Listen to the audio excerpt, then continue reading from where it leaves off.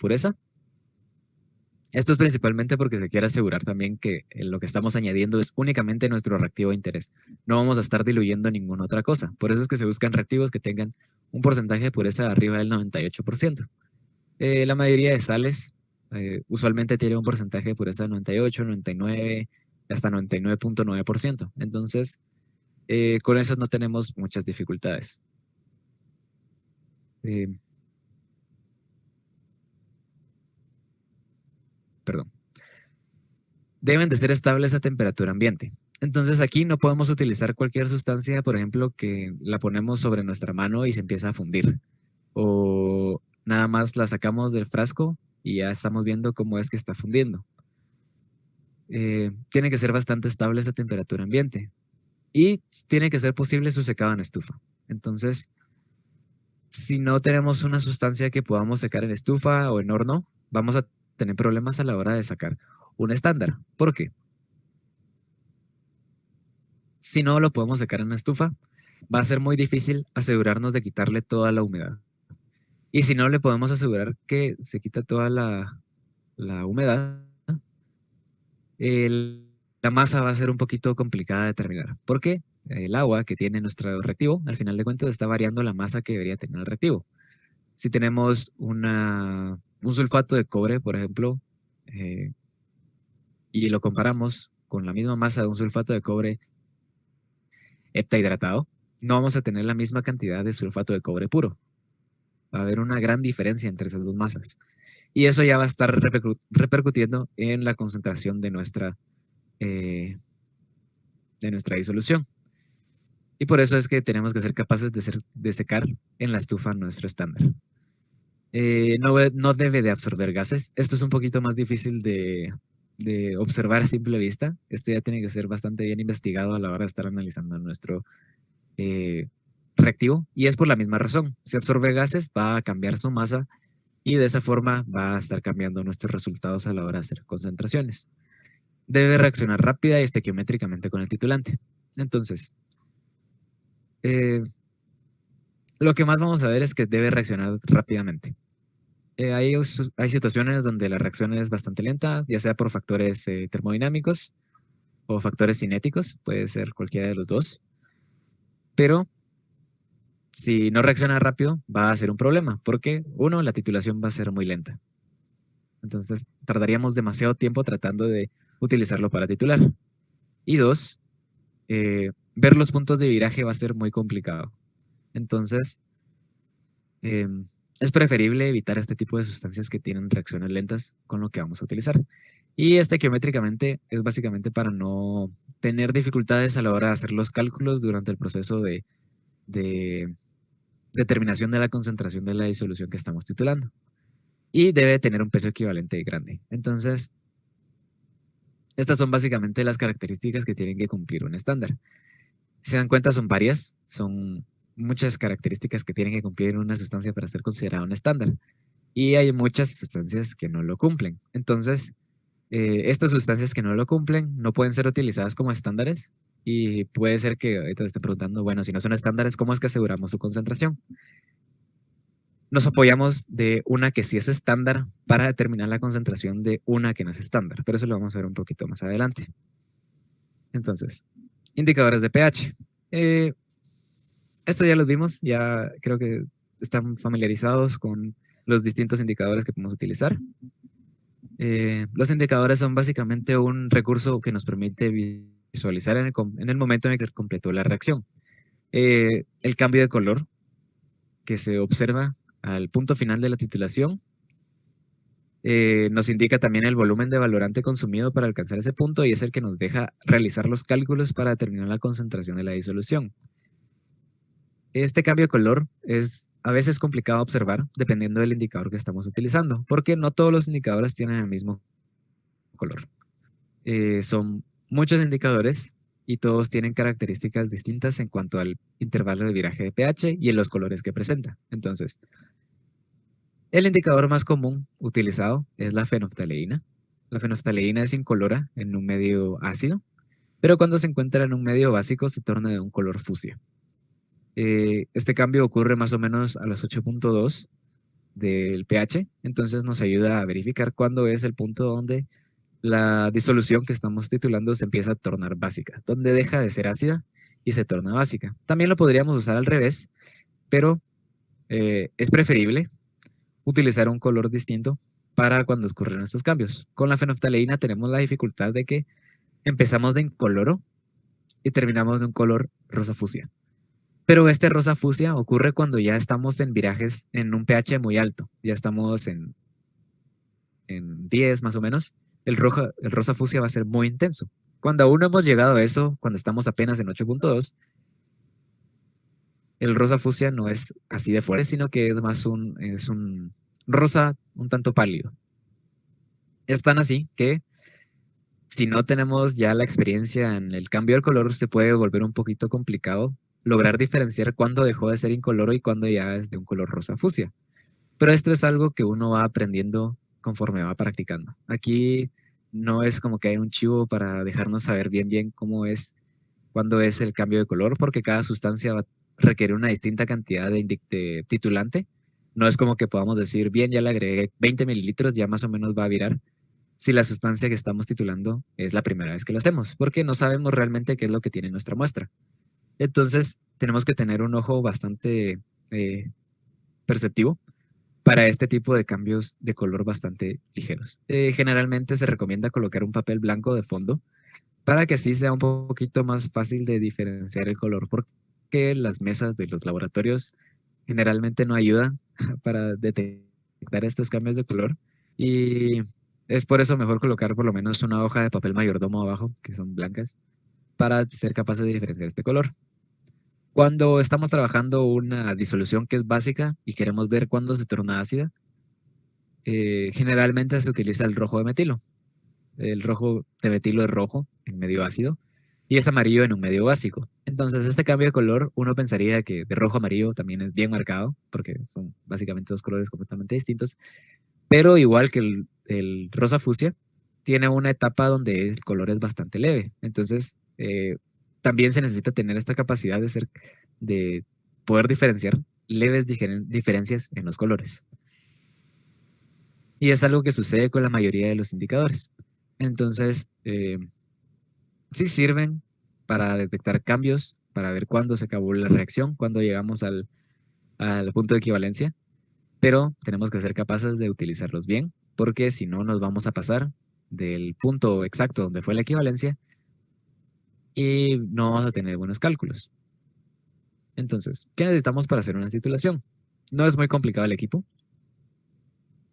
Primero, obviamente, la disolución problema que vamos a estar titulando. Eh, es lo que nos interesa determinar su concentración. La disolución estándar o disolución estandarizada. ¿Por qué? Como ya les mencioné, no todas las sustancias pueden ser un estándar. Si no es un estándar, pasaría a ser una disolución estandarizada. Es decir, que con un estándar la pudimos estandarizar. Agua destilada y el indicador. Que el indicador nunca nos puede faltar. Uno de los errores más comunes que suceden cuando es la primera vez que uno hace una titulación es olvidar agregar el indicador, principalmente cuando usamos fenolftaleína. ¿Por qué? La fenolftaleína es incolora. Entonces, si no estamos bien conscientes de que ya agregamos las gotas de fenolftaleína, no vamos a ver ningún cambio en nuestro Erlenmeyer. Entonces, puede ser que se nos olvide, puede ser que dudemos de que ya la agregamos o no, o puede ser de que nos confiemos de que ya la agregamos. Y si no la agregamos, al final no vamos a lograr ver este cambio. Podemos agregarle 50, 100, 150 o 200 mililitros de nuestro titulante y nunca vamos a ver un cambio de color. ¿Por qué? No tenemos ningún titulante, ningún indicador para eh, observar ese cambio. Entonces, nunca se nos olvida agregar nuestro indicador. El equipo de cristalería, primero es el soporte universal, porque nos sirve para colocar las pinzas de metal. Entonces, tenemos nuestro soporte universal, las pinzas de metal, que son especiales, no son las mismas que utilizamos para sostener, por ejemplo, eh, el tubo de Thiel. Estas son pinzas de mariposa que están diseñadas especialmente para agarrar buretas. Si se dan cuenta, tienen como hules en la parte de las puntas y es para no dañar el vidrio de la bureta, poderlo presionar bien y que no se juegue. Entonces, tenemos que utilizar estas pinzas. El Erlenmeyer, que es donde está nuestra disolución problema. la bureta, que es donde tenemos nuestra disolución estándar o estandarizada, agitador magnético. Esto es opcional. Eh, en análisis inorgánico realmente no utilizamos agitador magnético. Eh, sí hay, pero creo que somos muchos en análisis inorgánico como para que les den a cada uno una plancha agitadora y un agitador magnético. Entonces, ahí aprendemos a hacerlo a la vieja escuela. El agitador magnético, su función es agitar. El agitador magnético está como pildorita blanca que se mira ahí al fondo, es solamente un imán que se ha traído al imán que está en la plancha de aquí abajo. El imán que está en la plancha gira, entonces también gira el que está dentro eh, del agitador magnético y así es como se logra agitar. Si no tenemos agitador magnético no pasa nada, solamente sería de agitarlo nosotros mismos. Entonces, cuando estén en análisis en orgánico, así es como les va a tocar hacer la titulación porque ahí no nos dan agitadores magnéticos. El punto de equivalencia es básicamente el punto más importante de nuestra titulación, porque es cuando el indicador cambia de color, vamos a ver el viraje. El viraje es únicamente este cambio de color. Y este fenómeno indica que la cantidad de moles de la disolución estándar o estandarizada, que es la que tenemos en nuestra bureta, es igual a la cantidad de moles de la disolución problema que está siendo valorada. Esta es la relación que nos va a guiar para los cálculos de determinar la concentración buscada. Entonces, cuando vemos este cambio de color, vamos a decir que estamos viendo su viraje.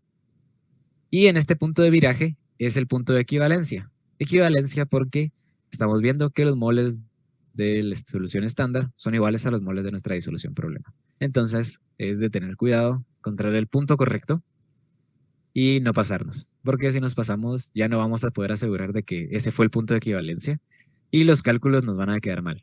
O sea, los cálculos van a hacer lo que nosotros le digamos, pero si nosotros le damos mala información, nos va a dar malos resultados. Entonces, siempre depende de nosotros.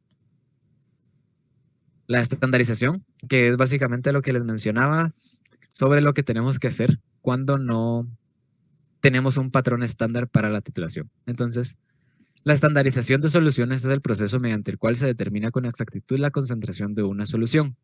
Estamos trabajando, por ejemplo, con una solución que no puede ser estándar. Digamos, el ácido clorhídrico. El ácido clorhídrico tiene un 37%, su concentración es baja, su porcentaje de pureza es bajo, entonces no puede ser un estándar. Tenemos que apoyarnos de una solución extra para poder estandarizarlo. Entonces, por medio de este patrón primario, vamos a poder estandarizar y determinar correctamente cuál es la concentración de nuestra disolución de ácido clorhídrico. Entonces, los pasos son sencillos. Primero, preparar una solución patrón disolviendo una muestra pesada con exactitud en un volumen de soluto medido con exactitud. Entonces, la solución patrón va a ser siempre partiendo de una sustancia que pueda ser patrón primario, que cumpla con todas las características necesarias. Preparamos nuestra disolución siempre de forma correcta. Lo pesamos con exactitud y determinamos bien el volumen de soluto, eh, bien el volumen que vamos a preparar para la disolución. Entonces, si esto está bien hecho, tenemos una disolución con una concentración bien conocida y una disolución con una concentración confiable. Entonces, esto va a ser perfecto para nuestros cálculos. Luego, la solución se estandariza en forma común mediante una titulación en la cual esta reacciona con un estándar primario. Entonces, aquí ya tenemos nuestra solución, que para mi ejemplo va a ser el ácido clorhídrico. Entonces, mi solución de ácido clorhídrico la voy a estandarizar utilizando una titulación. Y para esa titulación voy a utilizar el estándar que preparé antes. Entonces, de esa forma, voy a llegar al punto equivalente, voy a ver el viraje y ya voy a saber cuántos son los mililitros y cuántos son los moles que estuvieron reaccionando durante el proceso. Y durante ese proceso voy a obtener la información necesaria para relacionar estequiométricamente las sustancias y encontrar la concentración exacta de la solución de ácido clorhídrico en este caso. Y por último, ya que conocimos la concentración de la disolución de ácido clorhídrico, puedo decir que es una disolución estandarizada. Y de esa forma ya la puedo utilizar para titular, porque su concentración es bien conocida y ya puedo confiar en los datos que me dé para realizar cálculos. Entonces, es un proceso un poco largo, pero a veces nos toca hacerlo, porque no tenemos sustancias que puedan actuar como patrones primarios para las titulaciones que vamos a hacer. Entonces nos toca saltarnos todas estas bardas para poder llegar a una disolución que nos sirva para hacer este proceso. Aquí en este GIF vemos la técnica correcta para hacer una titulación. Bueno, tal vez dudo sobre el arrastrar el Erlenmeyer sobre la mesa. Realmente yo lo levantaría y lo agitaría así, pero ya son pequeños detalles. Eso ya creo que sería posible omitirlo. Algo que es importante es la forma en la que tiene agarrada la bureta. La ventaja es que creo que ustedes sí lograron utilizar una bureta, entonces saben esto, pero solo para recordarles, depende de cuál es nuestra mano dominante. Si somos diestros, vamos a agitar con nuestra mano derecha el Erlenmeyer y con la mano izquierda es con la que vamos a agarrar la llave de nuestra bureta. Si somos zurdos, vamos a agitar con nuestra mano izquierda y la llave de la bureta la vamos a agarrar con la mano derecha. Eh, Creo que la mayor dificultad en este punto la encuentran los zurdos porque las llaves de la bureta realmente están orientadas para que las utilice un diestro. Está siempre del lado derecho, entonces sí queda bien para que la mano izquierda la pueda agarrar. Eh, entonces tal vez los que sean zurdos van a tener un poquito más de dificultad. Hay algunos casos donde los zurdos aprenden a usarla con la mano derecha, como si fueran diestros.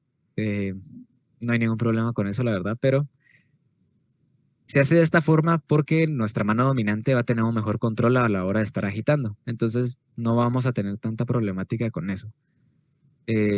Nuestra mano eh, dominante siempre tiene que estar en movimiento agitando el Erlenmeyer durante la titulación.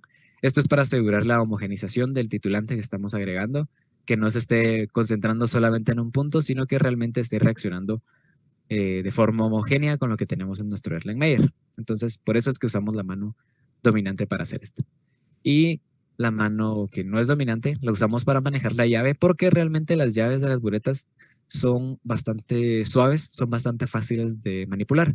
Entonces no necesitamos mucha fuerza ni tampoco mucha precisión. Tal vez toda la precisión la necesitamos al inicio para controlar bien el flujo de las gotas y después de eso ya solamente sería de cerrarlo. Y eso es algo que podemos hacer bastante fácil con nuestra mano que no es dominante. Entonces siempre tenemos que tomar la bureta de esta forma. Y también la tenemos que agarrar así. Eh, no vamos a agarrar la llave directamente de frente, sino que tenemos como que abrazar la bureta con nuestra mano y hacer como una pinza con nuestros dedo índice medio y el pulgar para poder dominar un poquito mejor la llave de la bureta. Entonces, sí es importante que se utilice así. Esta es una técnica que uno va puliendo con la práctica. Eh, Cuando esté en análisis inorgánico también les hacen una teoría sobre esto, entonces eh, para ese entonces ya van a tener bastante práctica haciendo titulaciones, entonces no creo que van a tener ningún problema, pero sí es importante que sepan esto. Siempre tenemos que agitar el Erlenmeyer con nuestra mano dominante y la mano no dominante la utilizamos para controlar la llave de la bureta. Aquí él está usando fenoftaleína probablemente por el color que se está tornando la solución. Entonces, esta es la técnica que tenemos que utilizar. Este es un viraje con fenoftaleína, ya que estamos hablando de eso. Aquí en este gotero tenemos fenoftaleína, un par de gotas al medio, si nos damos cuenta, aquí es la solución original, no cambia nada. No se va a ver ningún cambio desde el inicio. Perdón, no vamos a ver ningún cambio desde el inicio. Realmente, si no estamos conscientes de que ya lo agregamos, no se va a notar. Entonces sí tenemos que estar bastante precavidos a la hora de agregarle el indicador, porque si no, puede que se nos olvide. Si le agregamos de más, no es lo ideal, pero realmente no hay tanto problema. Un par de gotas es más que suficiente como indicador. Eh, si no le agregamos es donde realmente está el problema, porque podemos estar aquí una hora, 2 horas agregándole titulante y nunca vamos a ver ningún cambio. Podemos llegar a llenar nuestro Erlenmeyer con nuestra disolución patrón o nuestro estándar o estandarizado. Podemos llenar el Erlenmeyer y no vamos a ver ningún cambio. Entonces, sí es importante recordarnos de agregar nuestro indicador. Mucho más cuando tenemos una muestra que no podemos hacerle repeticiones, porque si le agregamos nuestro titulante ya básicamente cambiamos la muestra, ya no podemos regresar atrás, ya no podemos cambiar de esta disolución, entonces la podemos echar a perder. Y si era nuestra única muestra, ya no vamos a tener para dónde. Entonces, sí tenemos que tener cuidado con eso. La segunda imagen es el mismo proceso un poquito más adelantado. Aquí ya podemos empezar a ver el ligero cambio de color. Aquí creo que todavía está muy leve. Aquí de seguro si lo agito se perdería el color. Entonces sería agregarle un par de gotas más.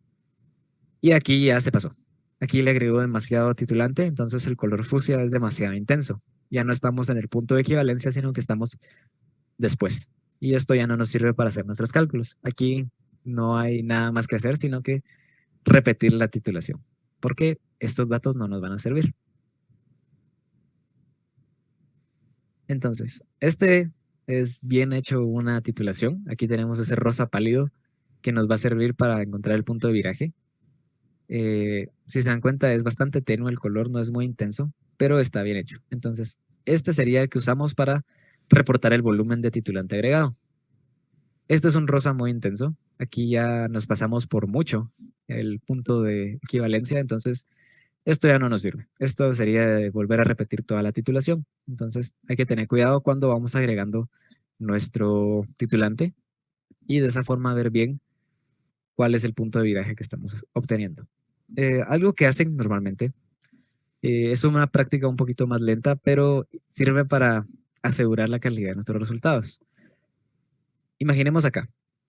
Yo aquí veo que ya se empezó a tornar de un color un poco rosa, pero no estoy seguro si realmente ese es el punto de viraje, porque es bastante parecido al rosa, está pálido, no ha agregado tanto volumen, entonces tengo dudas si realmente este es el punto de viraje. Lo que yo haría es, en mi cuaderno, anotar qué volumen está en este punto. Anotar el volumen, asegurarme de que lo estoy anotando bien, ver siempre bien la bureta a la altura de los ojos para asegurar que no hay error de paralaje y anotar el valor. Una vez ya tengo anotado el valor, le agrego una gota más de ajito y veo qué pasa. Si el color se mantiene básicamente igual o se pone un poquito más intenso, más parecido al que está acá, lo vuelvo a anotar porque todavía tengo dudas si es que realmente ese es el color rosa que ando buscando. Anoto el valor nuevamente y vuelvo a agregar una gota. Y me voy así, y me voy así, hasta pasarme. Y como tengo anotados todos los valores de volumen, eh, puedo regresar una gota antes de que se pusiera así de intenso y ese sería mi valor de la titulación. Como les digo, es una práctica demasiado lenta, porque ir de gota en gota anotando volúmenes es bastante tardado. Entonces, solo tiene que ser reservado para cuando en serio tengan muchas dudas del color de la disolución, que a veces pasa porque nuestra muestra es un poco extraña o tal vez es un poco turbia. Entonces, hay dificultades para ver el color exacto. Entonces, es una técnica válida para hacerlo. Otra cosa importante que se me olvidaba mencionar es no hay que agitar tan fuerte tampoco nuestro Erlenmeyer. O sea, es una agitación controlada. No es ni tan fuerte ni tan suave. Es para asegurar la homogeneidad de nuestra disolución.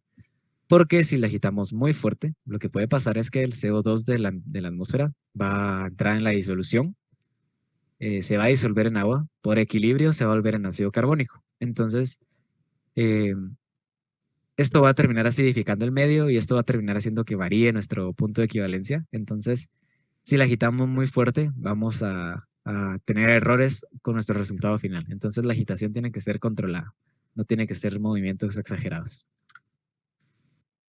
Entonces, las precauciones al titular es no olvidar colocar el indicador. Esto es lo fundamental. Nunca se nos tiene que olvidar. Segundo, agitar constantemente el Erlenmeyer. Ya saben, digo, con una fuerza controlada. No tenemos que ser exagerados con las agitaciones. Tampoco tiene que ser muy suave. Tiene que ser en un punto donde se esté homogenizando bien todo y no sea tan fuerte. Y controlar bien la llave de la bureta. Y este paso es relativamente crítico. Porque si ya nos estamos acercando al punto de equivalencia, al punto de viraje, tenemos que tener un buen control con la llave de la bureta, porque a ese punto van a ir gota a gota, el titulante va cayendo gota a gota, y tenemos que ser rápidos cuando vemos que se torna del color rosa pálido que nos interesa. Tenemos que ser rápidos para cerrar la bureta y medir el volumen de una vez. Entonces, tenemos que tener siempre un ojo en el color del Erlenmeyer y el otro ojo en el volumen de la bureta para poderlo anotar de forma rápida, porque hay problemas con algunas buretas de la facultad que tienen como fuga, podríamos decir. las gotas se siguen saliendo aunque uno ya haya cerrado la llave. Son problemas de laboratorio, realmente no debería de pasar, pero pasa. Entonces, siempre hay que tener precauciones con nuestras buretas. Si ven que pasa algo así, avisen al instructor. Siempre recuérdense de los cuidados adecuados de las buretas.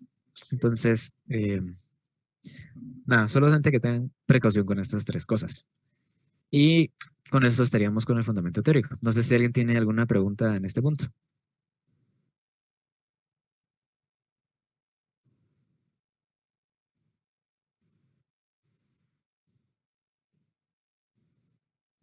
Ok, entonces vamos a pasar a la parte experimental. El día de hoy nos vamos a apoyar de bastantes simuladores. Entonces vamos a ver eso. Entonces, primero, siempre normas de seguridad. Siempre tenemos que tener nuestra bata, guantes, lentes de seguridad, mascarilla, cabello recogido, vestimenta adecuada, zapatos cerrados y tenemos que tener nuestras precauciones adecuadas dentro del laboratorio. Normas del laboratorio virtual, examen corto, bueno, esto ya no aplica. Eh, solamente si tienen algún inconveniente, ya saben, para entregar las últimas dos cosas, que sería el pre de hoy y el reporte de esta práctica, me lo hacen saber, vemos cómo vamos a solucionar el problema, entonces igual se comunican conmigo. Entonces, primero el simulador de la titulación. Vamos a utilizar este. El link de este está en la presentación y también está en el prelaboratorio, entonces pueden acceder a él desde esas dos formas.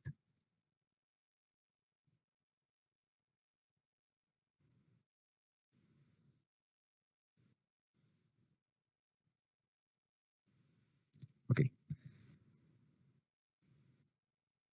bien. Entonces, aquí en este simulador tenemos varios ácidos, tenemos 6 ácidos distintos para utilizar. Tenemos 3 indicadores, nosotros solamente vamos a usar la fenolftaleína y nuestra bureta. Entonces, en nuestra bureta tenemos nuestro hidróxido y aquí podemos ver bien el nivel del aforo. Entonces, este simulador es bastante sencillo de utilizar. Vamos a elegir uno de los ácidos que vamos a utilizar. Ahorita, por ejemplo, voy a usar el ácido clorhídrico. Le damos clic a la pipeta y la va a transferir a nuestro Erlenmeyer.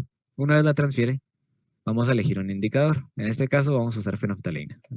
Entonces le damos clic a la fenolftaleína, añade una gota, lo agita. Entonces, eh, aquí ya tenemos nuestro sistema armado. Pensemos que esta bureta está sostenida con una pinza y un soporte universal. Y el Erlenmeyer nosotros lo estamos agitando con la mano porque no tenemos agitadores magnéticos. Entonces, ese sería nuestro sistema. Aquí arriba también nos dice de una vez cuál es la concentración de nuestro titulante. Entonces tenemos que valorar con hidróxido de sodio al 0.2 molar. Y esa va a ser nuestra concentración.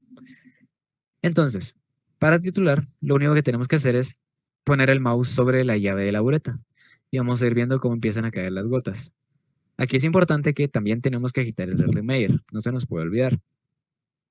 De hecho, si no lo agitamos, termina dando volúmenes distintos a los que da si uno agita constantemente. Entonces sí es importante que estemos agitando. Entonces vamos agregando el volumen del titulante, vamos agitando y nos vamos así hasta acercarnos al punto de viraje.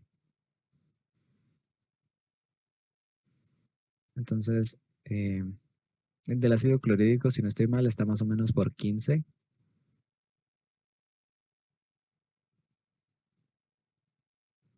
Y nos vamos a ir de esta forma hasta empezar a ver los cambios de color en la disolución.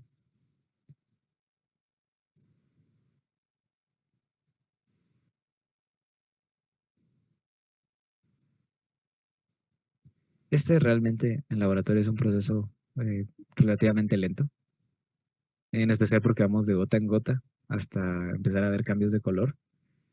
Em, y si no lo hacemos de esa forma, al final lo que termina pasando es que nos podemos terminar equivocando y nos podemos terminar pasando al punto de viraje. Entonces sí es importante que lo hagamos lentamente.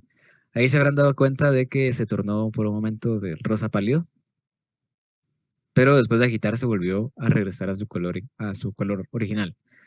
Esto es normal. Cuando estamos añadiendo el hidróxido a nuestra titulación de ácido clorhídrico, por ejemplo, y tenemos fenolftaleína, vamos a ir viendo cómo al caer la gota, donde cae la gota se torna un color fucsia porque está interactuando directamente el hidróxido con la fenolftaleína, pero una vez se agita, se asegura la reacción del hidróxido con con el hidronio que está en el agua y se va perdiendo este color.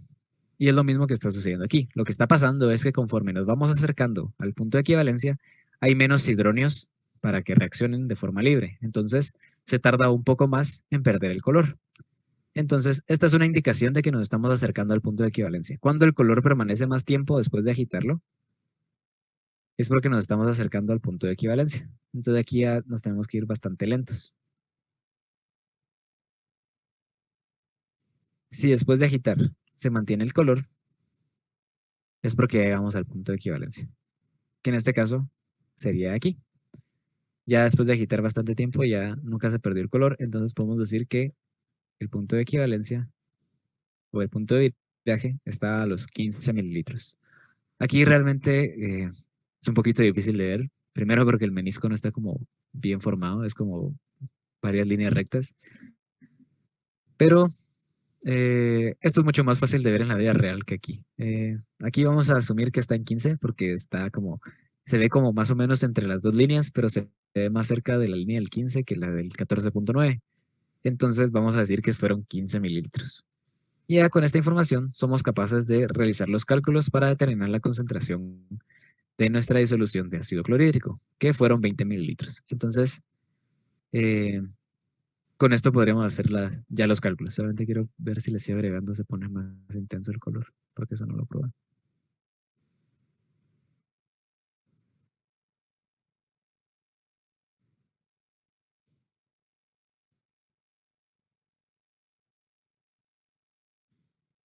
Bueno, creo que sí se puso más intenso el color. Bien, pero la cosa es eso. Lo importante es que el viraje no es como instantáneo. Sí se puso más intenso, sí. Eh, entonces, eso es lo importante aquí. Primero, la agitación. Si no agitamos, nos puede dar un volumen un poquito distinto.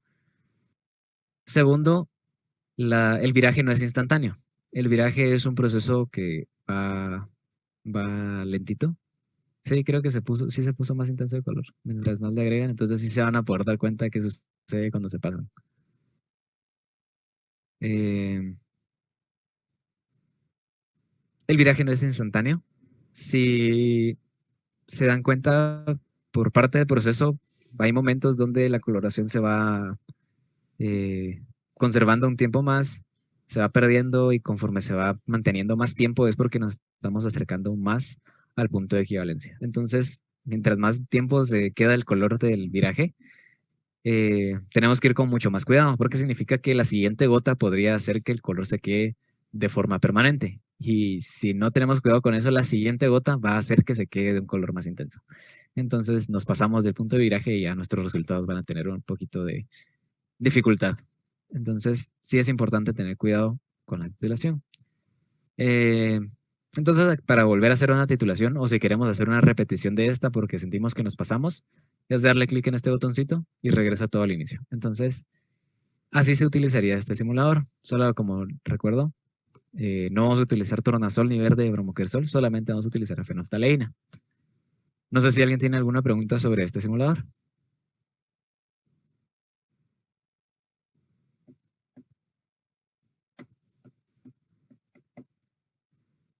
Ok, entonces, para no dejarlos en blanco, vamos a hacer un ejemplo sobre los cálculos. Eh,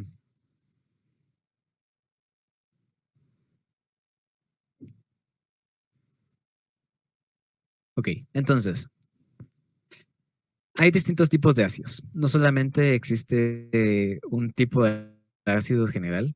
Este incluso es solamente un tipo de clasificación, no es el único tipo de clasificación. Existen los ácidos monopróticos, ácidos dipróticos, ácidos tripróticos, depende de cuántos protones o cuántos hidronios pueden liberar. Ah, sí, solo me recuerdas, porque si no se me puede pasar. Es que igual tengo que revisar si ya me los enviaron porque el día de hoy no me mandaron los cortos, entonces no sé muy bien cuáles eran los problemas que estaban, pero me recuerdas al final y vemos qué se puede hacer. Em, bien, entonces, em, un ácido monoprótico es el que solamente tiene un protón, solamente puede liberar un hidronio, como es el caso del ácido clorhídrico, que es el que acabamos de trabajar. Entonces, para encontrar la concentración del ácido clorhídrico, primero tenemos que encontrar cuántos moles de hidróxido de sodio fueron los que reaccionaron en el medio. Entonces, en este caso no estoy usando el volumen que usamos en el simulador. Este es un dato aparte. Entonces, aquí estamos usando 23 mililitros de hidróxido de sodio. 23 mililitros al litro son 0.023. Entonces, por eso es que tenemos esta cantidad acá. Si utilizamos los datos del simulador que acabamos de obtener, aquí serían realmente 0.015. Entonces, es de tener cuidado con este volumen. Solo que no se les olvide, este es el volumen del titulante utilizado. Por la concentración del titulante, que en este caso es de 0.2 moles de hidróxido de sodio por cada litro de hidróxido de sodio, que son las dimensionales de molaridad, nos van a dar como resultado 0.0046 moles de hidróxido de sodio, que es el resultado y es lo que estuvo reaccionando durante el proceso de la titulación. Luego de que ya tenemos los moles, podemos sacar la concentración del ácido clorhídrico. Con esto ya tenemos todos los datos que necesitamos, porque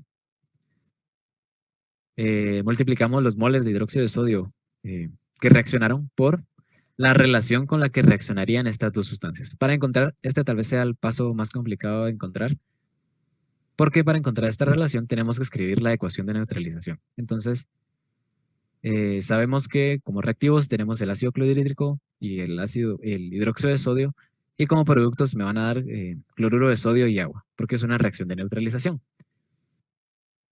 Y si vemos esa reacción, vamos a balancearla y vamos a darnos cuenta que la relación es 1 a 1. Entonces, de esa forma es como determinamos cómo es que se relacionan estas dos sustancias. Y hacemos esta reacción, esta ecuación, perdón, y nos quedan 0.0046 moles de ácido clorhídrico. Entonces, moles de hidróxido se elimina con moles de hidróxido y lo dividimos dentro del volumen en el que estaba nuestro ácido clorhídrico, que según nuestro simulador eran 20 mililitros. Entonces son 0.02 litros. Y esto es igual a 0.23 molar. Y esta sería la concentración de nuestro ácido clorhídrico. No sé si alguien tiene alguna duda hasta aquí.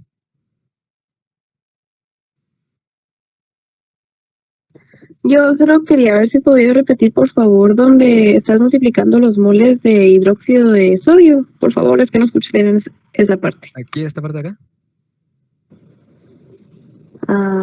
No, la de abajo. Acá. Sí, por favor, cabal lo que estás señalando. Bien, entonces, estos moles de hidróxido de sodio son los que salieron de aquí arriba, son los que salieron de ver cuánto volumen utilizamos de cierta disolución de una concentración. Entonces, con este resultado, vamos a encontrar la concentración del ácido clorhídrico. Para poder pasar de moles de hidróxido de sodio a moles de ácido clorhídrico, tenemos que ver cómo es que estos dos se relacionan. Y para esto tenemos que plantear un factor unitario. En este caso, el factor unitario es así. Para poder determinar que es así, tenemos que ver cuál es la ecuación de neutralización, porque aquí lo que estamos viendo es cómo estos reaccionan entre sí. En este caso, la reacción de neutralización va a ser ácido clorhídrico más hidróxido de sodio para producir cloruro de sodio más agua. Entonces, si balanceamos esta ecuación de neutralización, nos va a quedar que todo tiene como coeficiente un 1. Entonces, todos se van a relacionar con un mol. Y es por eso que tenemos este factor unitario, un mol de ácido clorhídrico para reaccionar con un mol de hidróxido de sodio. Entonces, solamente hacemos esta multiplicación y se van a eliminar los moles de hidróxido de sodio y nos va a quedar en moles de ácido clorhídrico. No sé si con eso ya te quedó un poquito más claro. Sí, gracias. Ok, no sé si alguien tiene...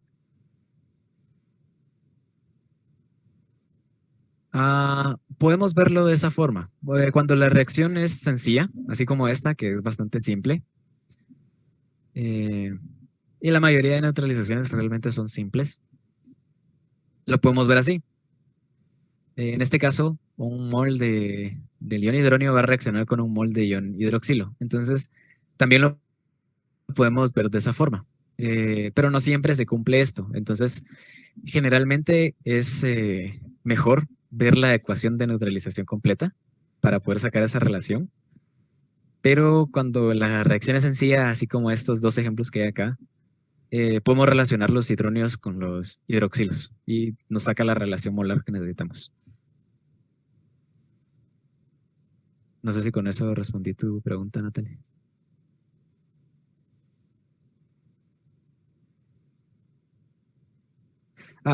Si la reacción es un poquito más compleja, tenemos que ver completa la reacción de neutralización, ver todos los iones que están trabajando en ella, escribirla y balancearla.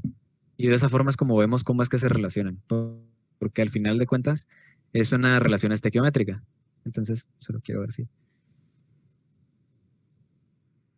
eh, voy a probar algo.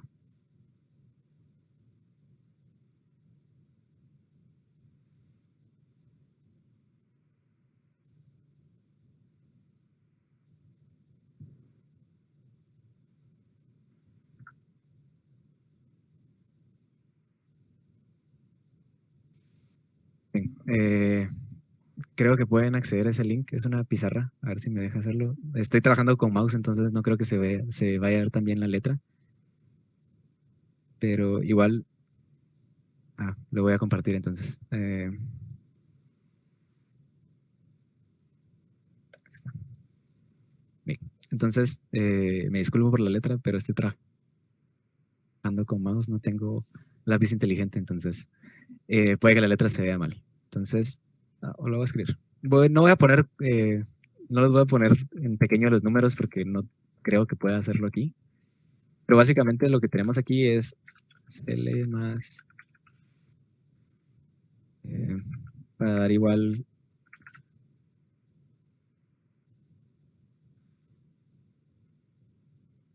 eh, bien, esa sería la reacción que tenemos acá. Entonces, eh, sí, sí, ok. Creo que sí se ve el pizarrón, ¿no? O sea, el pseudo pizarrón. Sí, se ve. Entonces aquí, este sería el proceso que haríamos con cualquier reacción de neutralización. Lo que hacemos es ver cómo es que estas se relacionan entre sí, balanceándolas. Entonces aquí tenemos hidrógenos, vamos a tener dos, aquí ya también tenemos dos, está balanceado, cloro tenemos uno, sodio tenemos uno, oxígeno tenemos uno y tenemos uno. Entonces sabemos que todas van a estar relacionadas con un coeficiente de uno. Y por eso es que podemos plantear el factor unitario que tenemos en la diapositiva, de que un mol de HCl, perdón por la letra, pero como no puedo escribir, va a estar relacionado con un mol del hidróxido de sodio. Entonces, de ahí es donde sale este factor unitario que tenemos en el problema, de esta relación que tenemos acá. Si vemos el caso eh,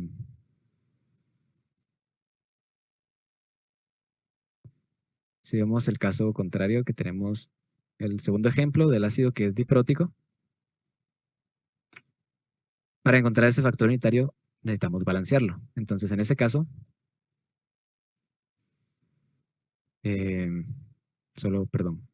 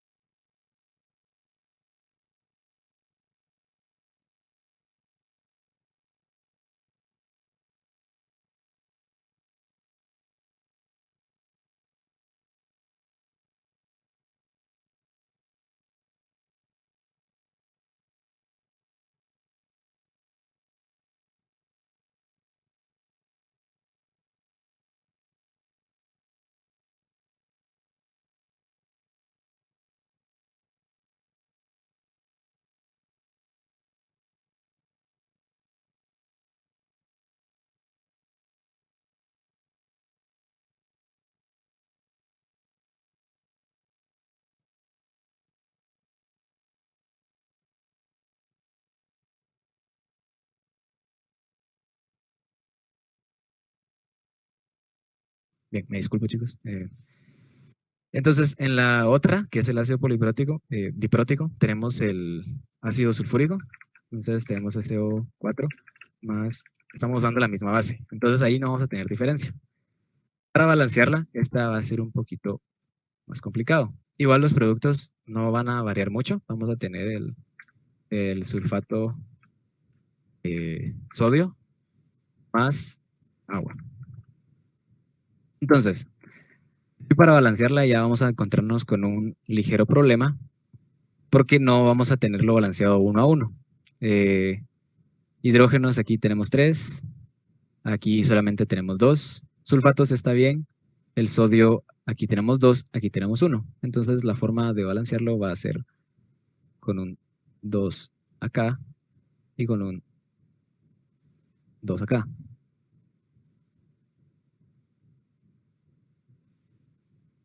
Entonces ahora tenemos 4 hidrógenos, 4 hidrógenos, aquí también tenemos 4 hidrógenos, azufres tenemos 1, 1, oxígenos tenemos 4 aquí, 2 aquí, tenemos 6, 4 aquí y 2 aquí, tenemos 6, sodio tenemos 2 aquí, tenemos 2 aquí. Entonces ahí ya tenemos balanceada esta ecuación. Y por eso es que en este caso la relación no va a ser 1 a 1, sino que va a ser de 2 a 1. Entonces tenemos 1 del ácido, lo voy a escribir mejor para que sea más bonito. H2SO4 dividido 2 del hidróxido. Entonces, por eso es que tenemos relaciones distintas en cuanto a los factores unitarios que estamos trabajando con estos ácidos. No sé si tal vez con eso ya quedó un poquito más claro de dónde salió ese factor unitario. O sea que en todo caso tendríamos que hacer el balanceo con la reacción completa para saber bien cuántos moles están en la relación. Ajá, porque al final de cuentas es una relación estequiométrica, igual que cualquier reacción, para poder ver bien cómo es que se relacionan y cómo es que reaccionan estos moles entre sí, tenemos que tener la ecuación balanceada. No podemos decir desde el inicio, solamente con verlo, si cómo es que va a estar este factor unitario.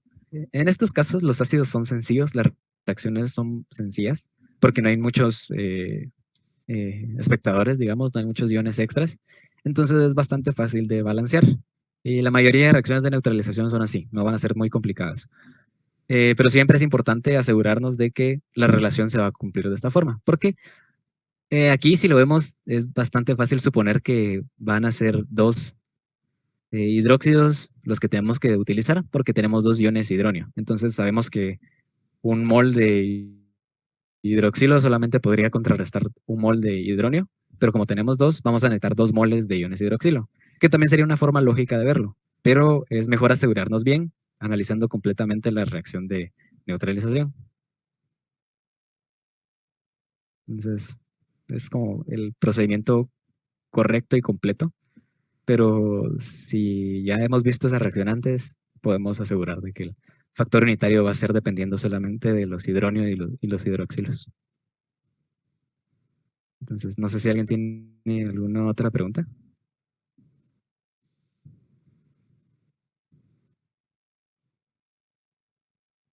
¿No? Ok, entonces solamente voy a terminar el ejemplo entonces del otro ácido, que es muy similar. O sea, realmente no hay tanta diferencia en cuanto al procedimiento. Siempre partimos de los mililitros utilizados, los pasamos a litros. Esto es por conveniencia realmente para la dimensional que es molar. Es moles por litro, entonces lo pasamos a litros. En este caso, habríamos utilizado 43 mililitros de hidróxido de sodio. Entonces son 0.043 litros. Lo multiplicamos por la concentración y nos da cuántos moles de hidróxido de sodio tenemos. Y con esos moles de hidróxido de sodio lo multiplicamos por la relación que encontramos en la ecuación de neutralización para ver cómo es que estos dos están interactuando entre sí. Y ya nos quedan cuántos moles de ácido sulfúrico tenemos. Entonces, eso ya solo lo dividimos entre el volumen en el que está contenido y tenemos nuestra concentración. Y en este caso, el ácido sulfúrico tiene una concentración de 0.215 molar. Y eso sería para el ácido diprótico. Para un ácido triprótico, o sea, que tiene 3 protones, sería un proceso eh, bastante similar, pero siempre teniendo cuidado con este factor unitario que relaciona ambos, el ácido con la base. Entonces, solo discúlpeme.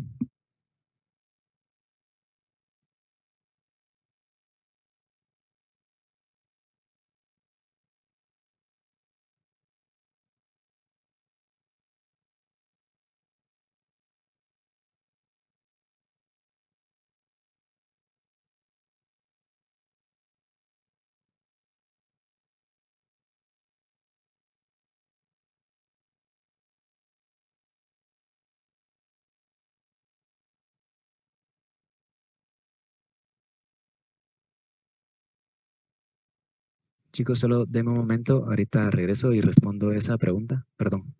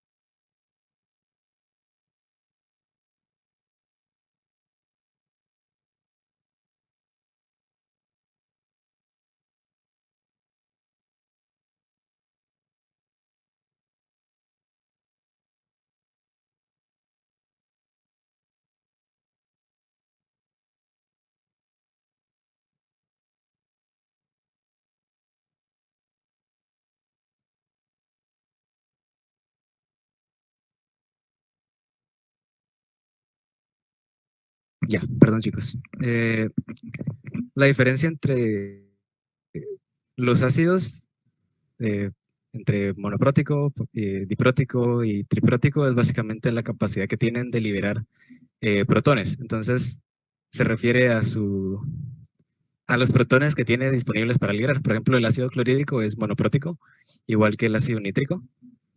Solamente tiene un hidronio para liberar. El ácido sulfúrico tiene 2 protones para liberar, entonces es un ácido diprótico, y el ácido fosfórico tiene 3, entonces sería un triprótico. Esta sería básicamente su diferencia y la forma en que se clasifican.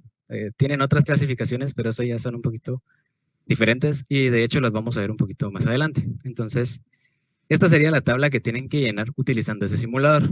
En este caso, tenemos 2 ácidos que son orgánicos. estos dos, que este es el ácido oxálico, si no estoy mal, y tiene 2 protones para liberar, este sería diprótico, y este es el ácido acético, si no estoy mal. Creo que sí, no estoy seguro, lo dudo de este momento. Pero este solamente tiene un protón para liberar, entonces este sería monoprótico. Entonces, es para que consideren a la hora de realizar los cálculos.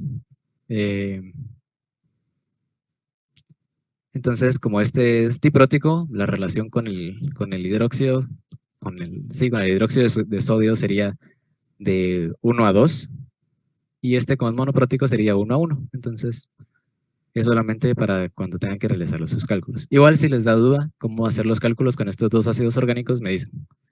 Entonces, no sé si alguien tiene alguna otra pregunta de esta parte.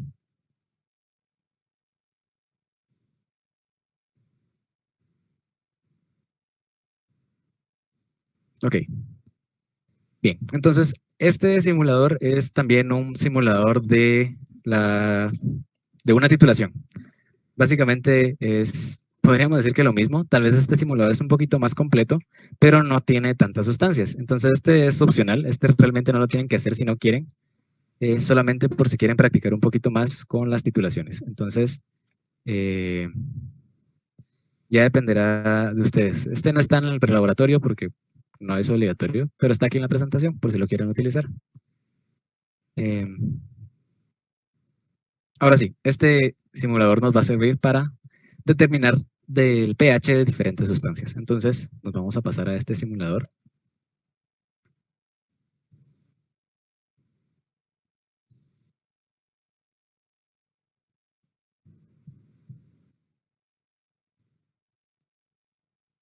Ok, entonces, en este simulador vamos a tener distintas sustancias comunes que podemos ver de día a día y vamos a utilizarlas para determinar sus pHs. Entonces, solamente para darle un ejemplo, vamos a usar ácido batería. Vamos a tomar medio litro de ácido batería y vamos a determinar su pH. Entonces lo llevo a medio litro y con esta sonda, que básicamente funciona como un potenciómetro, mido el pH de mi sustancia. En este caso, el ácido batería dice que tiene un pH de 1. Entonces es extremadamente ácido, es muy, muy, muy, muy ácido. Como el pH realmente es una relación que nos indica cuál es la concentración de iones hidrógeno en una mezcla, en una sustancia, podemos también ver cómo es que el cambio en la concentración afecta al pH. Entonces, si nosotros le agregamos agua y diluimos esta sustancia, vamos a ver esta variación de pH. Entonces, al agregar agua, si se dan cuenta, el pH también aumentó. Porque el pH es más bajo, es más cercano a cero, si hay una alta concentración de iones hidrógeno. Entonces, mientras más iones hidrógeno hayan en una mezcla, el pH va a ser más bajo. Y por el contrario, si hay una menor cantidad de iones hidrógeno en una mezcla, el pH va a ser más alto. De momento no recuerdo bien qué es el ácido batería. Yo creo que es ácido sulfúrico mezclado con otros ácidos, no estoy muy seguro. Y lo más probable es que no. Aquí estaríamos cometiendo el error de darle beber al ácido, entonces se estaría calentando mucho. Sí podríamos hacerlo, pero se calentaría mucho, probablemente sería una reacción un tanto violenta, habría unas cuantas proyecciones, pero si tenemos la seguridad adecuada, creo que sí lo podríamos hacer. No lo recomendaría, la verdad. Si queremos ver eso, podríamos usar una sustancia un poquito más inocua, como por ejemplo la leche. Entonces, agregamos medio litro de leche y vamos a ver su pH. Entonces, la leche tiene un pH de 6.5. Si se dan cuenta, no es perfectamente neutra, tiene un poquito de acidez. Y esto es básicamente porque la leche tiene algo que es el ácido láctico. Entonces, esta es la razón por la que la leche es una mezcla bastante compleja, tiene muchas cosas en ella. No es solamente una sola sustancia conocida como leche, sino que es una mezcla, es una emulsión de muchas proteínas y vitaminas y minerales que terminan haciendo que no sean exactamente neutra. Es una emulsión en agua, básicamente. Entonces, debido a la mezcla compleja que tiene, al final terminamos con un pH de 6.5. Si a esta le agregamos agua, de igual forma, vamos a estar diluyendo la concentración de los iones hidronio. Aquí ya no tenemos la misma concentración de iones hidronio, la disminuimos, la bajamos, y por eso es que el pH también aumentó. Bajamos la concentración de iones hidronio y el pH aumentó. El pH es una escala logarítmica, entonces que aumente un solo punto, que aumente de 6 a 7 realmente es un cambio bastante marcado en la concentración de la sustancia. Entonces, aunque uno piense, bueno, un cambio de 6 a 7, ¿qué tanta diferencia puede hacer? Pero por la naturaleza de la escala de pH, que es logarítmica, sí hace una diferencia bastante marcada. Entonces, así funciona en la escala de pH. Esto lo van a ver mucho más profundidad cuando ya estén trabajando en análisis inorgánico, porque la escala de pH sirve mucho para análisis de muestras. Entonces, bien, eso era solo como ejemplo. Para este simulador lo que realmente vamos a hacer es agarrar distintas sustancias, como por ejemplo el jugo de naranja, tomar determinado volumen y medir su pH. Entonces, jugo de naranja, bastante ácido, porque contiene ácido cítrico. Entonces, eso es lo que tienen que hacer ustedes. Agarrar una sustancia, de hecho, les voy a enseñar de una de las sustancias.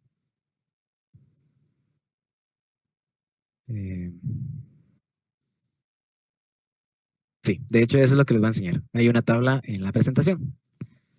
Entonces, aquí están todas las sustancias que tienen que utilizar, el volumen que tienen que utilizar y el pH que es el que tienen que encontrar.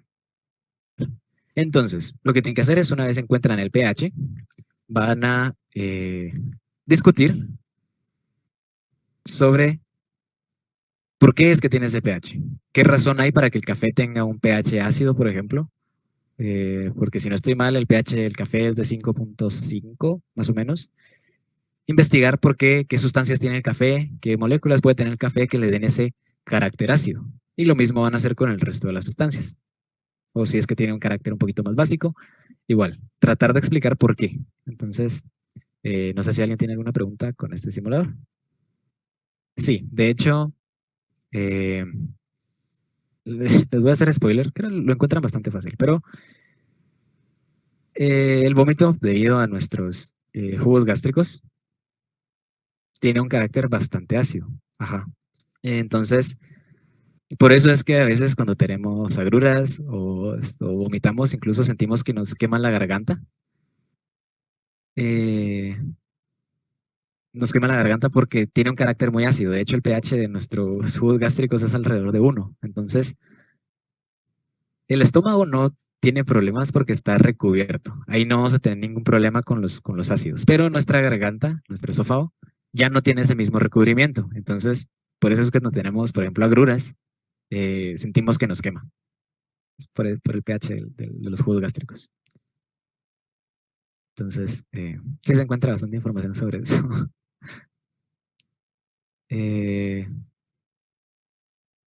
No sé si alguien tiene alguna otra pregunta.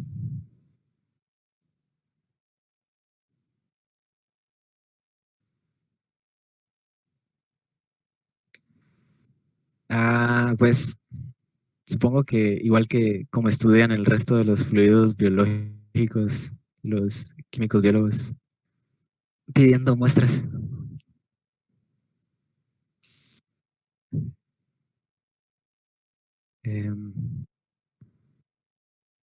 Entonces, esto sería básicamente lo que hacen con este simulador. Vamos a pasar al siguiente. Y aquí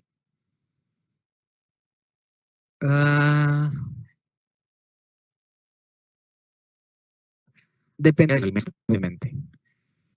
Pero en general sí, porque el principal componente de los jugos gástricos, si no estoy mal, es ácido clorhídrico o algo bastante parecido.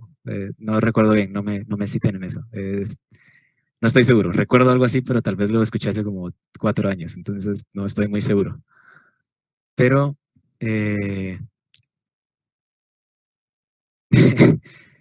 En teoría, todos deberían tener, si estamos en ayunas, digamos, todos deberíamos de tener la misma consistencia de un ácido gástrico. O sea, no debería haber mucha variación. Consideramos nuestra dieta, ya consideramos qué cosas estamos comiendo, si estamos comiendo alguna comida que tal vez tenga características básicas, podría ser ya que nuestro pH del jugo gástrico cambie un poquito. Igual no va a ser mucha la variación realmente porque la cantidad de jugo gástrico que tenemos es bastante elevada, entonces las variaciones serían leves. No creo que baje tanto, no creo que llegue por ejemplo a 3, tal vez se quedaría en 2, si no es que ya ronda por 2. No es como que podamos llegar a neutralizar el ácido del jugo gástrico solamente con la comida. Entonces, no va a haber tanta variación con el pH.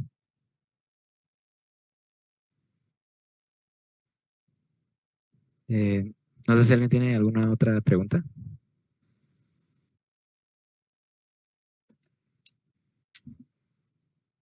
Bien, entonces vamos a pasar a este otro simulador.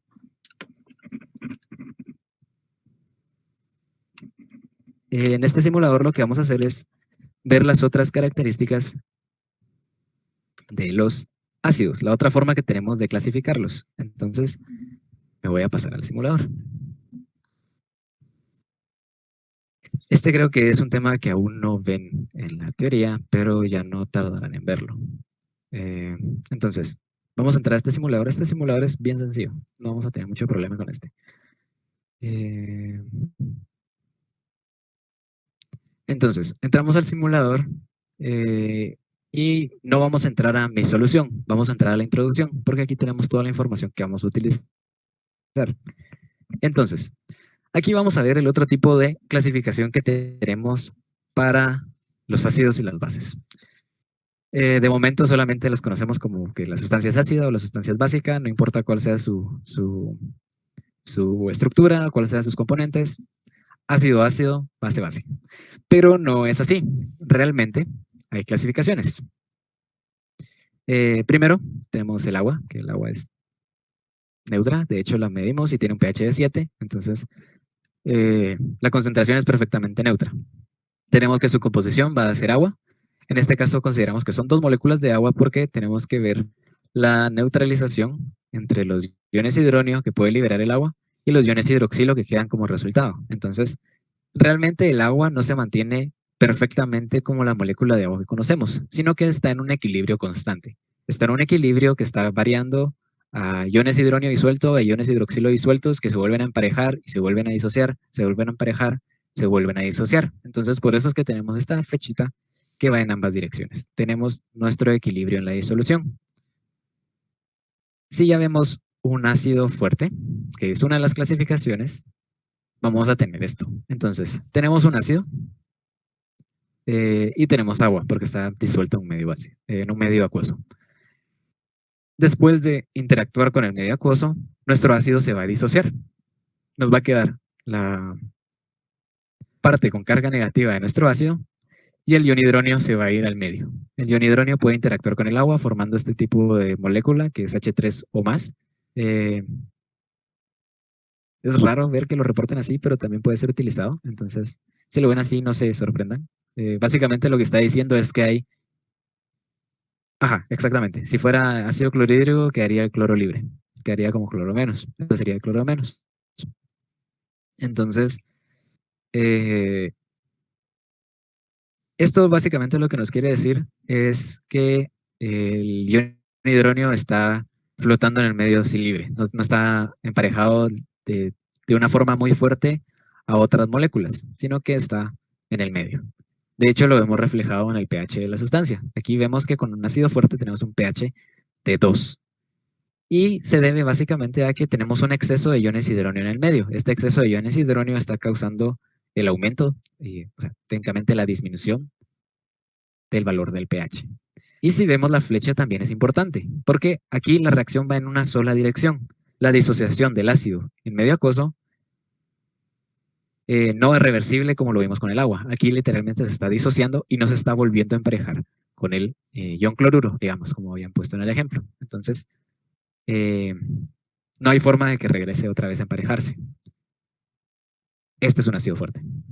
un ácido débil. Aquí vamos a ver una pequeña diferencia. Primero veamos el pH. pH 4.5. A comparación del ácido fuerte, aquí ya tenemos un ácido débil y el pH no es tan bajo como habría de esperar. Es una diferencia de 2.5 en la escala del pH. Entonces, como les recuerdo, es una escala logarítmica. Esta diferencia es bastante marcada. Y aquí, si vemos bien la reacción de disociación, vemos que es una reacción reversible. En este caso,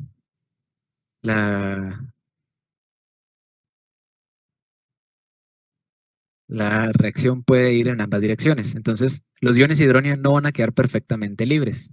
Se pueden volver a emparejar con la base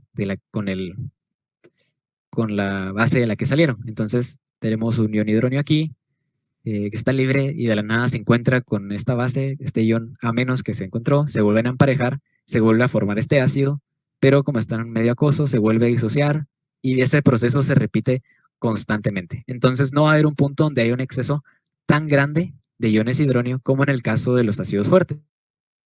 Y esto se ve reflejado en su pH. Eh, Luego tenemos las bases fuertes.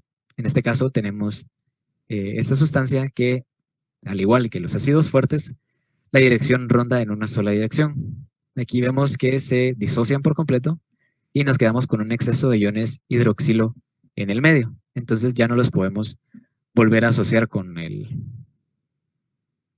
ion del que partieron y se quedan en el medio nadando libremente, digamos. Y el pH es de 12. Aquí ya vemos un pH bastante alto. Entonces, esto refleja que estamos en un medio básico. Y con las bases débiles, lo que sucede es que van a estar en un equilibrio, al igual que los ácidos débiles. La base se disocia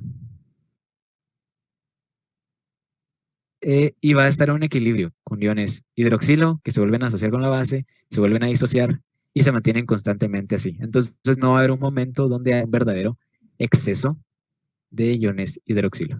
Entonces, por eso es que no tienen un carácter tan básico. Si se dan cuenta, tienen 9.5.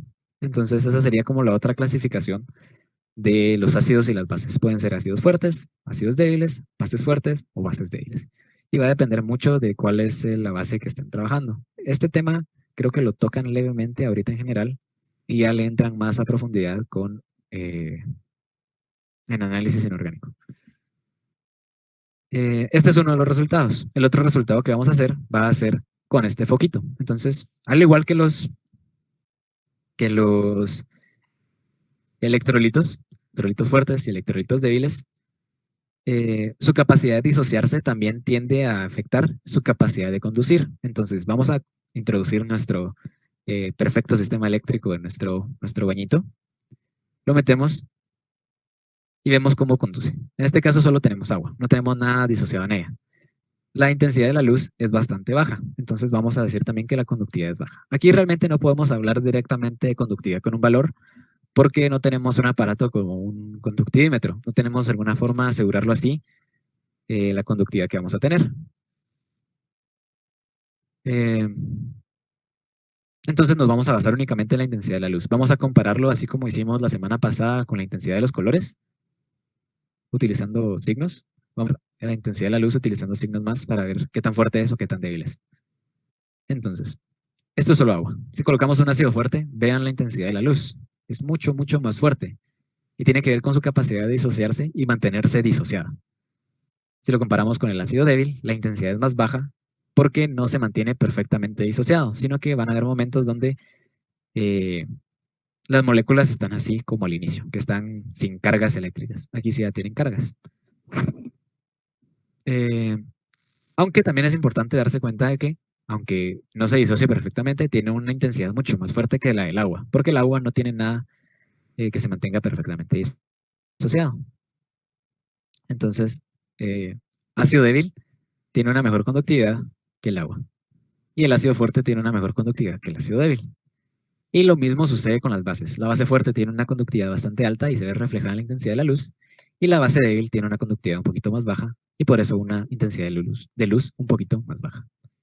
Entonces, esos serían todos los resultados que sacaríamos de este simulador. Vamos a ver la tabla. Eh,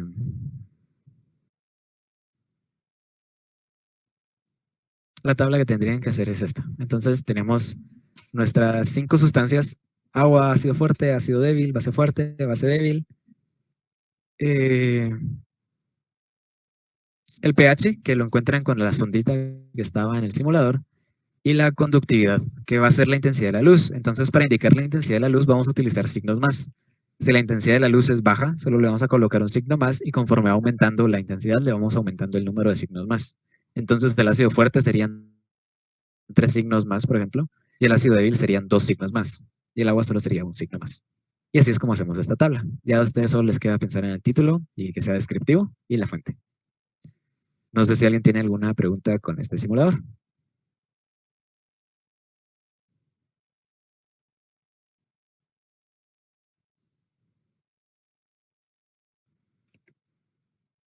Ok, entonces, esa sería como la última parte experimental. Y aquí ya tenemos la parte opcional. Es un procedimiento opcional. No sé si recordarán que les mencioné. Ah, ok. En el simulador tienes varias opciones. Para medir el pH usas esta herramienta, introduces la sonda en cada una de las disoluciones que están, que son agua, ácido fuerte, ácido débil, base fuerte y base débil.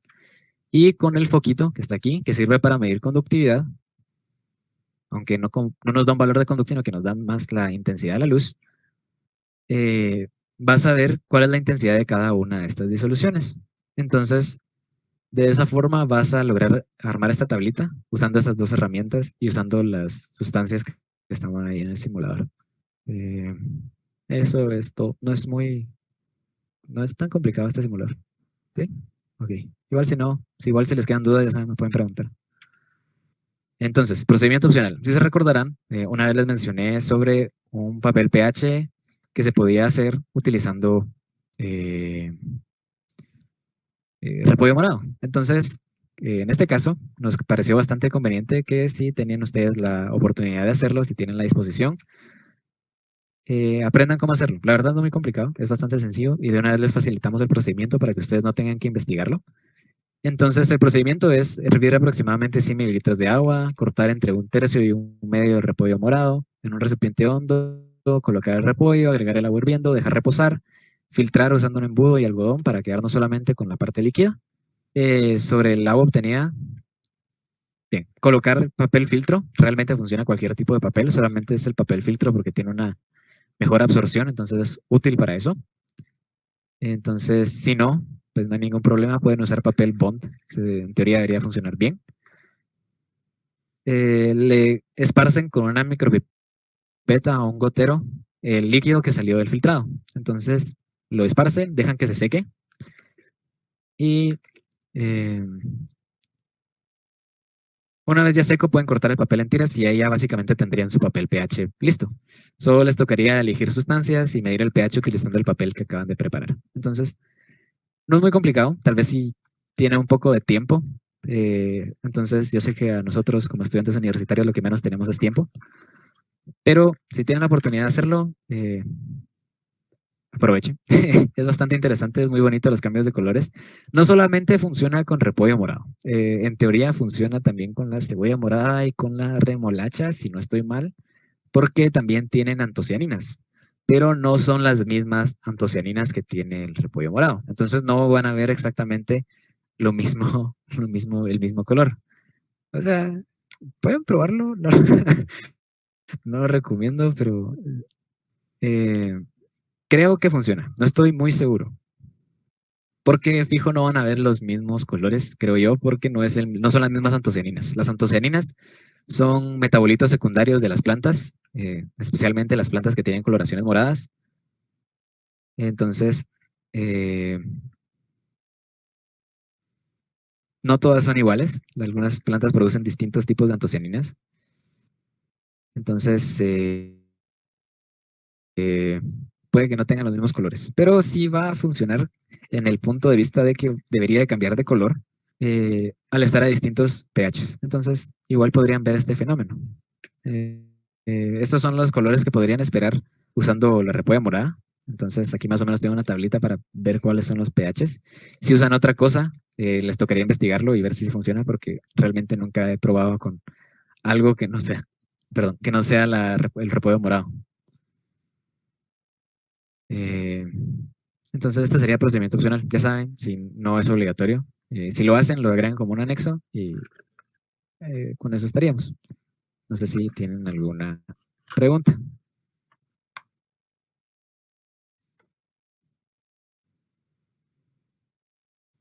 ¿No? Ok, entonces con eso estaríamos terminando la parte experimental. Si no les quedó claro alguna parte del procedimiento, ok, gracias por compartir eso también. Si no les quedó claro alguna parte del procedimiento, tienen alguna duda sobre las tablas, ahorita pueden hacer esas preguntas. Igual si no, se pueden comunicar conmigo después. En esta práctica les facilitamos un poco las tablas porque ya se las planteamos todas, entonces solo es de completar datos y pensar en los títulos y las fuentes. Y de ahí ya está todo. Entonces, si no tienen dudas, vamos a empezar con las indicaciones generales. Ya hoy es el último reporte, entonces con esto estamos básicamente terminando el laboratorio de Química General 2. La entrega va a ser en formato PDF, en Moodle. Igualmente, ya saben, no sé si se percataron, pero Moodle nos bajó el límite del archivo de subida. Eh, em, el Moodle nos limitó el archivo de subida, entonces si su archivo PDF termina pesando más de 2 megas, no se preocupen, no lo tienen que romper en varias partes. Se pueden comunicar conmigo o les digo de una vez la página.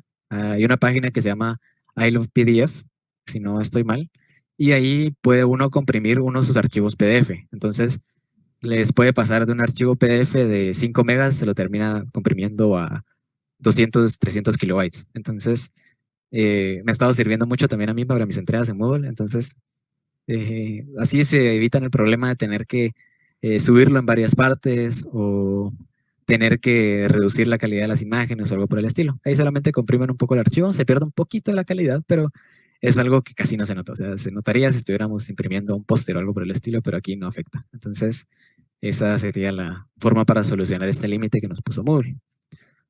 El reporte, ya saben, siempre la misma estructura. El resumen, siempre es importante que respondan las 5 preguntas básicas de qué se hizo, cómo se hizo, por qué se hizo, qué se obtuvo y cuál fue la conclusión principal. Entonces, esas 5 preguntas no pueden faltar en el resumen. Los resúmenes generalmente, para nosotros, tal vez todavía no nos aplica tanto, pero cuando uno ya está viendo artículos científicos, el resumen es la portada, digamos, de la investigación. Ahí en el resumen están todos los datos interesantes, todos los datos importantes, y es lo que me ayuda a mí a decidir si voy a leer o no ese artículo, porque ahí va a estar toda la información necesaria para saber si es interesante o no. Ahí no se habla mucho sobre la teoría detrás de lo que se hizo, no se habla mucho de cómo fue la metodología o qué problemas se enfrentaron con la metodología, sino que habla literalmente de qué se hizo de una forma general, cómo se hizo de una forma general, qué se obtuvo también de una forma general, eh, por qué se hizo, que es como la justificación, y la conclusión principal. Y esto es lo más importante, porque la conclusión principal básicamente me dice qué lograron encontrar a través de esa investigación, si realmente les sirvió la investigación, si vale la pena leer el artículo o no. Y eso es bastante importante porque cuando uno ya está en investigaciones más adelante, uno tiene que leer 10, 15, 20 artículos para poder hacer algún informe. Y no tenemos todo el tiempo del mundo para leer una introducción o un resumen de 2, 3 páginas. Eso sería ya muy tardado. Entonces, con la introducción, con el resumen, nos sirve bastante para identificar si tiene la información que nos puede servir. Por eso es que uno tiene que aprender a hacer buenos resúmenes, que al final eso es lo que termina trayendo al lector. Los resultados, que ya saben, tienen que seguir el formato de siempre, título, la tabla, el título de tabla y la fuente, entonces, o gráfico, dependiendo de qué estamos haciendo. Tienen que estar bien estructurados, bien ordenados, entonces eso siempre se tiene que respetar en todos los reportes. La discusión, que lo importante es siempre tratar de explicar nuestros resultados. Ahí no vamos a hablar mucho sobre la teoría que rige cierto fenómeno, no vamos a hablar tanto de eso, sino que nos vamos a concentrar en explicar el porqué de nuestros resultados, si tienen sentido, si no tienen sentido, si alguien obtuvo algo distinto a lo nuestro, si lo que alguien más tuvo tiene más sentido que lo nuestro, por qué lo nuestro no tiene sentido, cosas así. Algo importante que a veces cuesta aprenderlo cuando uno hace investigaciones es que tener resultados que sean incorrectos o no tener buenos resultados no necesariamente es malo en cuanto a investigación. Por ejemplo, estamos haciendo una síntesis de un nuevo fármaco y queremos hacer su prueba in vivo. Queremos ver qué tal es como tratamiento anticancerígeno, por ejemplo, y no obtenemos un resultado satisfactorio. Sale que es negativo. O un tratamiento antifúngico. Queremos ver si puede alejar hongos del medio, pero sale negativo. Eso no es malo realmente. Puede ser que sea decepcionante porque nosotros esperamos que tuviera una actividad antifúngica, pero no la tuvo. No quiere decir que durante la investigación voy a reportar que sí la tuvo, aunque los resultados digan que no. No significa que voy a estar cuchareando mis datos. Esos resultados no es que sean malos, es un resultado más, y es un resultado más al que nosotros tenemos que darle una explicación. No tener resultados, no poder hacer algo, eso sí es lo difícil. Cuando no podemos terminar una investigación, cuando no podemos terminar un procedimiento y no logramos sacar ningún resultado, ahí sí ya es donde encontramos un problema. Entonces, requeriría más tiempo y es la cosa que menos tenemos. Entonces, no es necesario andar cuchareando datos porque a veces los malos resultados sirven para dar una mejor discusión. Cuando una síntesis no nos sale, a veces es mucho más fácil tratar de hacer una discusión que cuando una síntesis sí sale, porque no hay tanto que decir. Entonces, solamente es como una cosa que se va aprendiendo en la carrera con experiencia. Las conclusiones, ya saben, siempre enfoquémonos en las cosas que nosotros hicimos. Llevan un tren lógico. Partimos del resultado, con los resultados hacemos nuestra discusión y las conclusiones son básicamente el moño que le ponemos a nuestra investigación, porque con eso relacionamos la discusión y los resultados y damos nuestro juicio final. Ahí hablamos personalmente sobre que, bueno, escribimos en tercera persona, pero hablamos sobre nuestros resultados finales. Explicamos por qué es que pensamos lo que pensamos y a qué conclusiones llegamos con lo que discutimos. Las recomendaciones, ya saben que son recomendaciones que quedan para futuros investigadores que quieran replicar el procedimiento. Son cambios que podrían hacer para obtener mejores resultados. Por ejemplo, yo hice un baño con aceite durante la investigación, pero me di cuenta de que el baño con aceite tardaba mucho tiempo, era demasiado lento. Entonces, como recomendación, yo digo, bueno, recomiendo utilizar un baño supersónico para tener un mejor rendimiento en la reacción. Entonces, ahí ya la persona que vea mi investigación va a ver que yo tuve un 50% de rendimiento, pero mi recomendación dice que use baño supersónico y él tal vez obtiene un 85%. Entonces, ese es el objetivo de las recomendaciones. Claro, mi recomendación ya estaba bien investigada, ya estaba fundamentada y tenía cita. Referencias, que esto es igual casi en todos los laboratorios, formato APA, séptima edición. Hay algunas veces, es raro, en la facultad creo que solamente usamos APA, pero puede ser que tengan que usar otro tipo de referencias. Entonces siempre estén atentos cuáles son los lineamientos que tienen que seguir, porque algunos, cuando hacen póster, por ejemplo, piden usar Chicago. Entonces, algunas veces, es raro, pero igual siempre estén atentos a los lineamientos que tienen que seguir. El cuestionario, que en este caso es solamente las preguntas que están al final de nuestro laboratorio, y los anexos, que recuerden que siempre tienen que seguir el mismo formato. Anexo número tal y su título. Y abajo su fuente. Entonces, siempre tienen que cumplir con esas cosas para hacer un anexo válido. Importante, son las cosas generales, siempre citar adecuadamente, utilizando fuentes confiables. APA séptima edición. Son mínimo 3 referencias y mínimo son 2 libros. Estas restricciones solamente aquí en general. Más adelante se mantiene siempre lo de 3 referencias. Eso es algo general en todos los laboratorios. Pero ya el mínimo de libros se cambia, porque cuando uno está en años superiores ya no usa tanto libros, sino que se pasa a usar artículos científicos. Entonces, el mínimo de 3 referencias siempre hay que respetarlo. En la discusión no se coloca el procedimiento realizado. Ahí ya saben, solamente nos concentramos en explicar lo que pasó y por qué pasó. Y las 3 conclusiones tienen que ser puntuales y no tienen que incluir teoría, porque al final concluir sobre algo de teoría no está añadiendo nada a mi investigación. Entonces, siempre tenemos que tener cuidado con la redacción de nuestras conclusiones. Y todo siempre se redacta en tercera persona y en pasado. Eso no se nos puede olvidar. Eso siempre se cumple, no importa en qué parte del reporte estemos, todo el reporte va en tercera persona y en pasado. En esta práctica tenemos 3 tablas de resultados, las 3 están en la presentación. Completar la tabla de la diapositiva 19, completar la tabla de pH de la sustancia de la diapositiva 22 y completar la tabla de ácidos bases fuertes débiles de la diapositiva 24. Los puntos de discusión van a ser la diferencia entre los puntos finales y el punto de equivalencia, la relación del titulante y la muestra desconocida, la relación del punto final y el viraje del indicador, explicar el pH de cada sustancia y explicar la diferencia del pH e intensidad de luz de la diapositiva 24. Entonces, estos van a ser los puntos de discusión de esta práctica. El cuestionario va a ser presentar las concentraciones de las disoluciones valoradas, calcular el porcentaje de error que hubo entre la concentración calculada previamente de forma directa para cada una de las sustancias preparadas y la que se encontró para ellas a través de las titulaciones, qué objeto tiene el hecho de adicionar agua, destilar el contenido del Erlenmeyer durante la titulación, resolver los problemas y presentar los cálculos realizados se desea titular una disolución ácida que se encuentra en una bureta. El contenido de esta corre de 4.7 mililitros a 13.4 mililitros.